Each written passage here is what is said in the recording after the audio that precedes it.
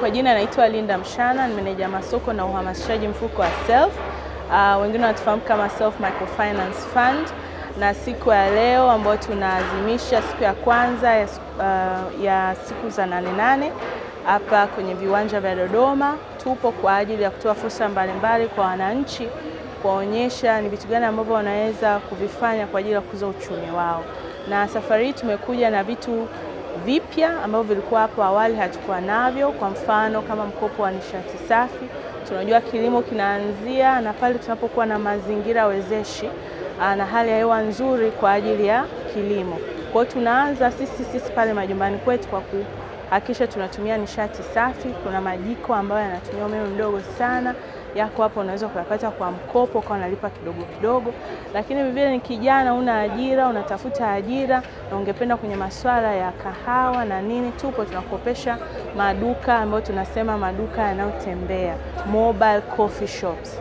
Kwa hiyo ziko hapo, unaweza kumuona kijana mwenzenu alivyofanya, mkamuuliza maswali na ni kiasi gani ambacho unaweza kutumia. Na hii katika kuhamasisha kwanza utumiaji wa kahawa Tanzania, kutengeneza ajira kwa vijana, lakini vile kukuza uchumi wetu. Pamoja na hayo, tuna mikopo mingine aina nyingi, wajasiriamali wanaofanya biashara za aina mbalimbali, wavuvi, wafugaji, watu ambao mna viwanda vidogo vidogo. Tunawakaribisha sana katika banda letu mweze kupata fursa na kujionea ni nini ambacho kinaweza kuwasaidia kukua kiuchumi. Hatujawasahau kwenye masuala ya bima, ili tuhakikishe kwamba mazao yenu yanafika mwisho na kweli mnaweza kupata mazao kwa ajili ya kukuza biashara yenu. Kwa kuna bima ya mazao, kuna bima kwa ajili ya biashara, kuna bima kwa ajili ya maisha. Yaani kuna opportunities nyingi sana ambazo ziko hapa Self. Mtatukuta ndani ya banda la Wizara ya Fedha, mfika mwisho kabisa wa banda. Wakati unaingia utatukuta pale, uje upate elimu ya fedha, uje upate elimu ya bima, uje upate elimu ya jinsi ya kupata mtaji wa kukuza biashara yenu. Karibuni sana. Vilevile tuna mikopo kwa ajili ya wakulima. Tukisema wakulima sio tu ambao wanalima mazao, lakini wapo ambao wanalima mazao biashara na mazao madogo madogo nyumbani, bustani, nao pia tunawakopesha. Lakini wafugaji wa mayai, wa ng'ombe, wafugaji wanaofuga samaki, wote hao tunaweza kuwakopesha.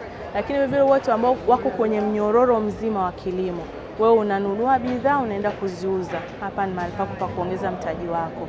Au wewe unasafirisha, unaweza kuja hapo kukopa mkopo kwa ajili ya kusafirisha mazao yako. Kwani kuanzia shambani mpaka pale unapomfikia mlaji, hapo katikati huna mtaji wa kukuza biashara yako, ndio uje Self tuweze kukuza na kuweza kuendeleza kwa ajili ya manufaa zaidi. Katika kupata mikopo, lazima shughuli yako at least ulifanya kwa mwaka mmoja.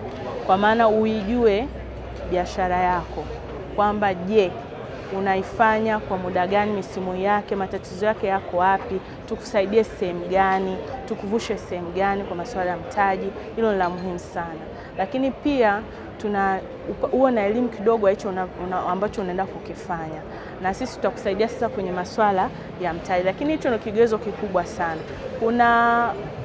Kuna masuala ya dhamana, lakini katika hiyo dhamana vile tumeingia mahusiano mazuri sana na benki ya kilimo ambayo inasaidia kwenye masuala ya dhamana mpaka kwa vijana mpaka 60-70 wanaweza kudhaminiwa na benki ya kilimo, alafu wanaweza kuja kuchukua mkopo kwetu.